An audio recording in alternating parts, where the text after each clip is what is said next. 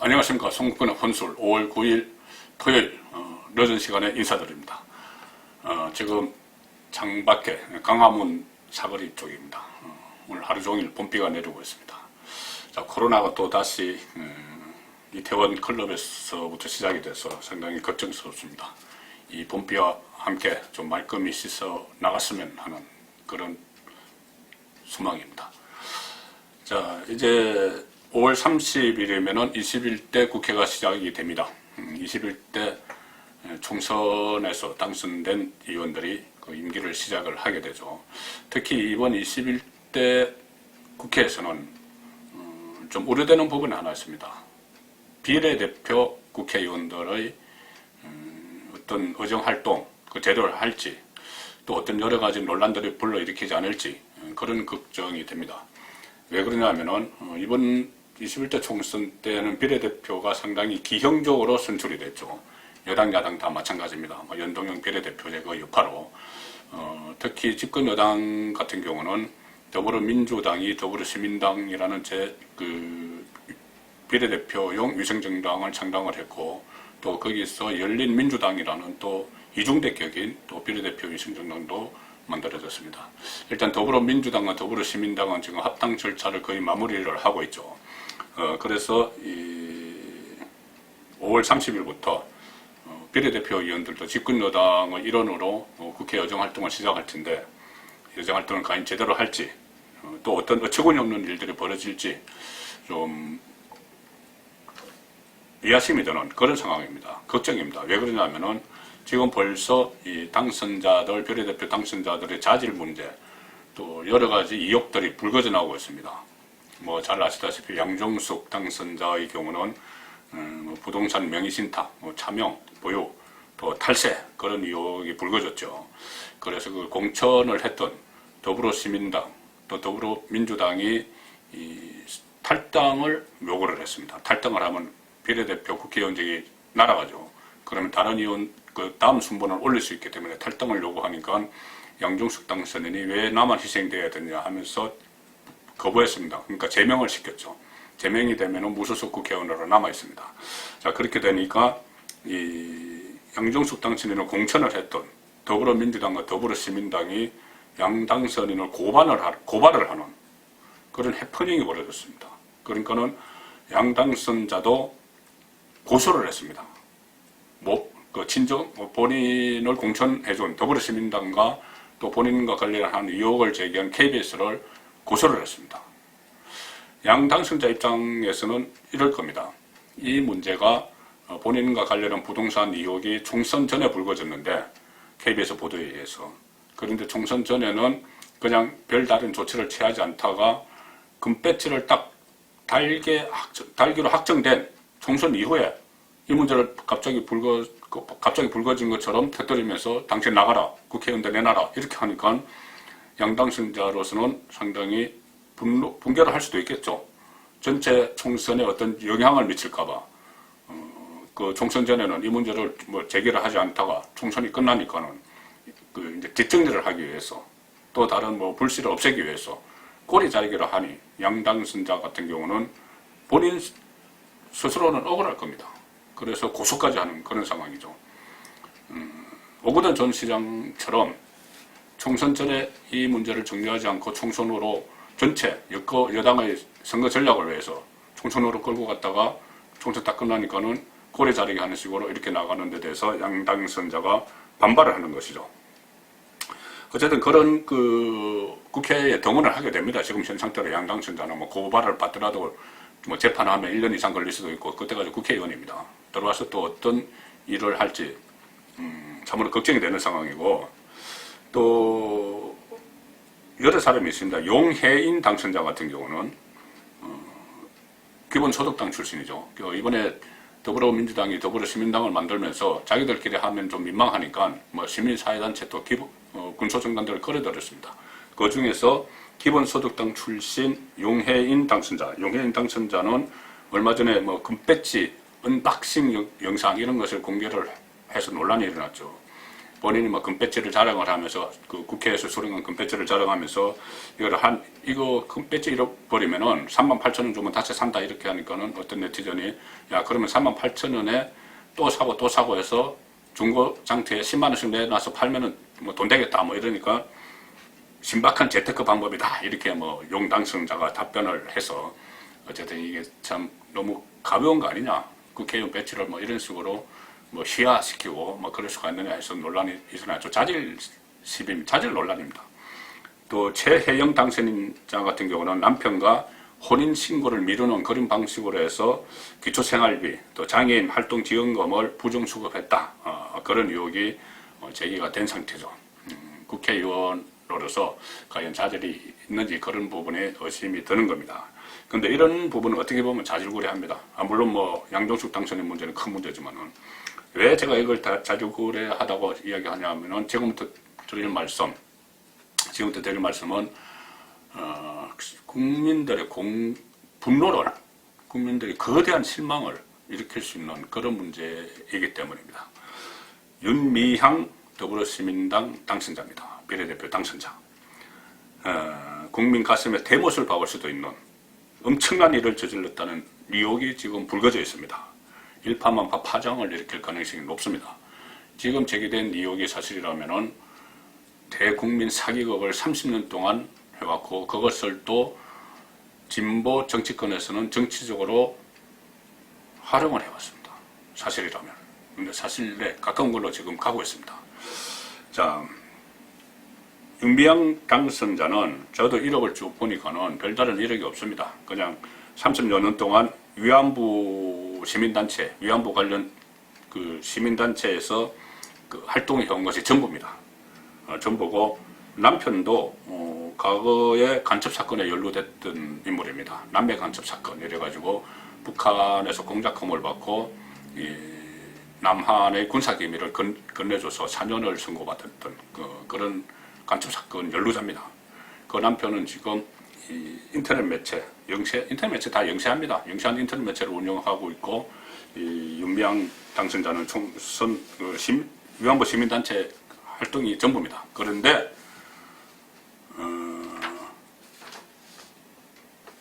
윤미향 당선자 남편이 운영하는 인터넷 매체에 윤 당선자가 10년 넘게 본인이 대표로 있었던 정대협 정치인대 문제 대책협의회죠. 지금의 정의기억연대의 전신입니다. 그 정대협 배너 광고, 저희는 뭐 언론사 보면 옆에 광고 인터넷에서 광고 넣는 거죠. 배너 광고 그거 다 돈 주고 하는 겁니다. 그것을 정치인대 배너 광고를 남편 운영하는 인터넷 업체에 뭐 이렇게 다 10년 넘게 그거를 게재를 했다. 또 다시 홍보성 기사도 게시됐다. 뭐 이것이 이제 돈거래가 있었던 거 아니냐 이런 의혹인데 그 뭐 돈거래에서도 별로 큰 돈은 아닐 수도 있습니다.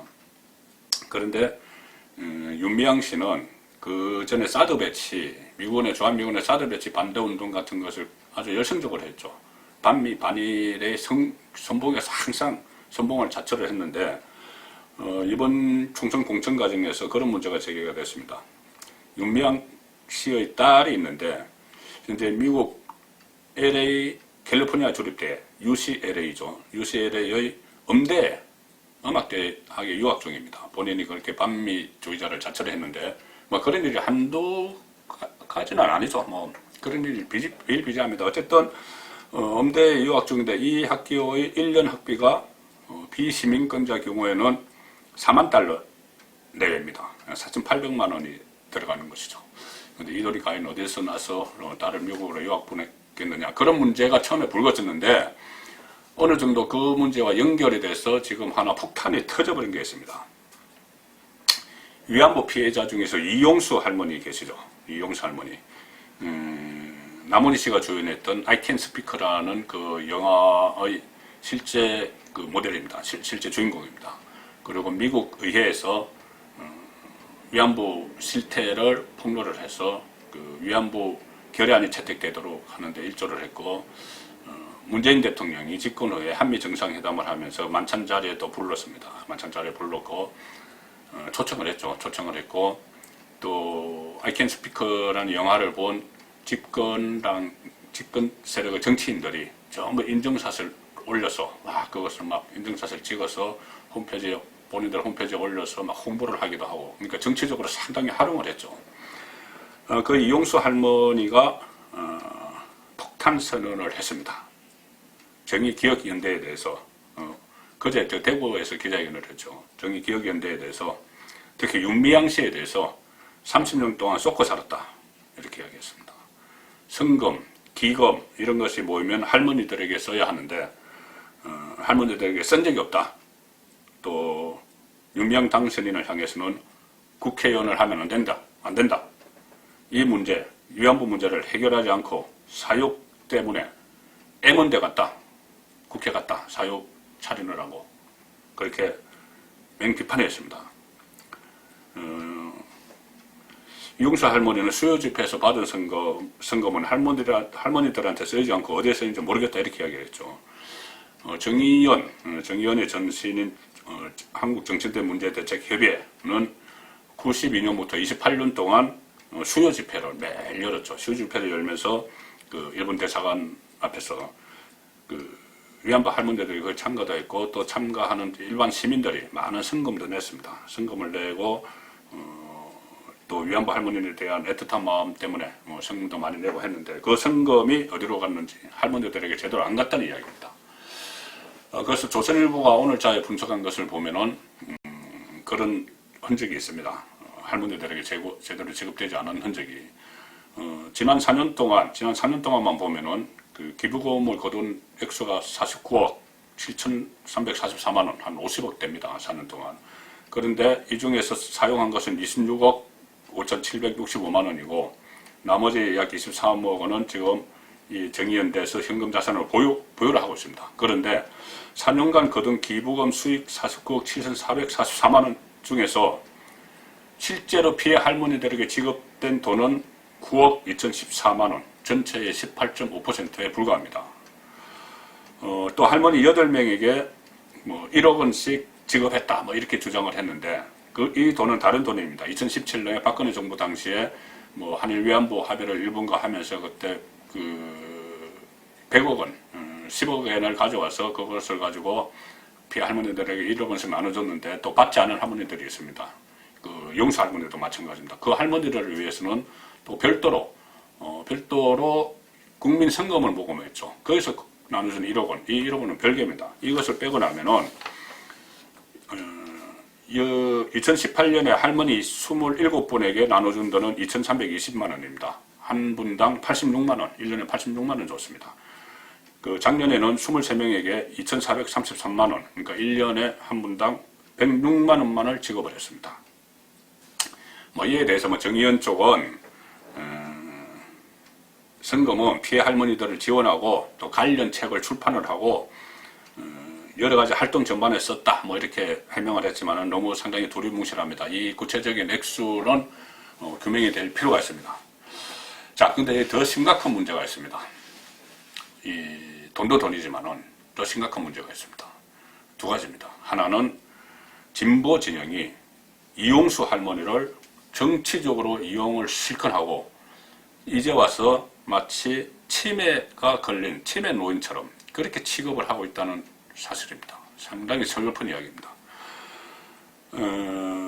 제가 조금 전에 말씀드렸듯이 뭐 이용수 할머니는 미국 의회도 가고 뭐 청와대 담임 정상 만찬에도 가고 또 여당 정치인들이 앞다퉈서 뭐 인증샷을 찍고 막 그렇게 해서 여러 가지 그 정치적으로 활용을 했죠. 그런데 이용수 할머니 폭로가 나오니까 갑자기 전부 다 돌변합니다. 할머니의 기억이 왜곡되어 있다. 뭐 고령이라서 심신이 취약한 상태다. 마치 연세가 90이 넘었었으니까는 치매가 걸린 거 아니냐. 뭐 이런 뉘앙스의 이야기들을 함부로 막 하고 있습니다. 두 번째는 윤미향 당선자, 윤미향 씨의 태도입니다. 이해할 수 없는 태도입니다. 윤미향 씨는 어떻게 보면 이용수 할머니 덕분에 국회의원이 됐죠. 국회의원까지 됐습니다. 30년 동안 본인이 뭐 성금을 받고 막 그런 과정에서 본인이 30년 동안 활동을 하면서 또 경제 생활도 거기로 인해서 했겠죠. 경제 생활도 하고 그리고 뭐 명성을 얻어서 이 국회의원 배지까지 다는 그런 상황이 된 것은 이용수 할머니 덕이 큽니다. 이용수 할머니가 위안부의 대표적인 인물이기 때문에 그렇습니다. 그런데 이용수 할머니의 그 기자회견이 있고 나서 윤미향 씨가 첫 보인 반응은 이렇습니다. SNS를 통해서 밤늦은 시간에 이런 거를 올렸습니다.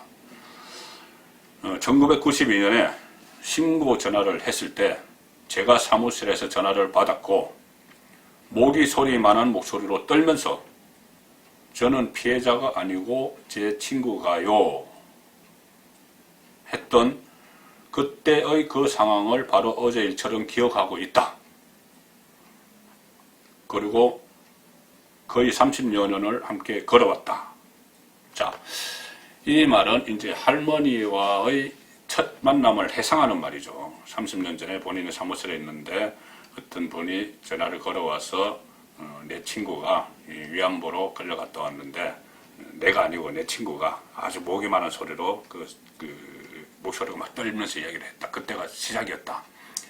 어떻게 단순히 보면은 할머니와의 첫 만남, 30년 된 인연을 뭐 이야기하려고 하는 것 같지만 그 안에 엄청나게 무서운 말이 숨어 있습니다. 저는 피해자가 아니고 제 친구가요. 이렇게 했다는 것을 첫 반응에서 강조를 했습니다. 이 말은 뭐냐? 마치 이용수 할머니가 위안부 출신이 아닐 수도 있다. 친구 이야기를 가지고 거짓으로 꾸몄을 수도 있다. 이것을 은근히 흘리는 것이죠. 과거를 해고하는 척하면서 할머니를 사기꾼으로 몰아가는 그런 첫 시도일 수가 있습니다. 첫 반응에서 그런 이야기를 굳이 꺼냈기 때문에. 자, 만일 그렇다면 진짜 중요한 문제가 생깁니다. 가짜인 줄 알면서, 이용수 할머니가 가짜 위안부인 줄 알면서 30년 동안 모른 채 하고 그것을 이용수 할머니를 앞세워서 정치적 목적을 차리고 사리사욕을 챙기고 주변에 또 진보 정치인들은 그것을 또 본인들의 정치에 활용을 하고 그렇게 해온 꼴이 됩니다. 만일 이용수 할머니가 정말 위안부 출신이 아니라는 전제, 또 그것을 알았다는 전제 하에서, 윤미향 씨가 알았다는 전제 하에서 말씀을 드리는 겁니다. 만약에 그렇지 않다면은 그 말을 꺼낼 필요가 없습니다. 왜 저는 피해자가 아니고 제 친구가요 이런 말까지 꺼내겠습니까? 어떻게 보면 사기꾼 프레임을 좀 씌우려고 하는 그런 시도라고 보는 것이 합리적이겠죠. 자, 이 이야기가 앞으로 어떤 엄청난 그 파장을 일으킬지도 모릅니다.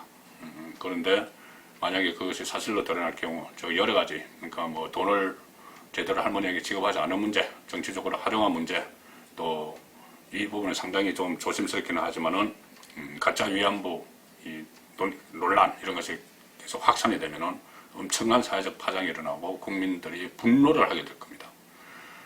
그런데 그런 논란의 중심에 서 있는 윤미향 씨도 21대 국회의원이 됩니다. 여당의 국회의원이 됩니다.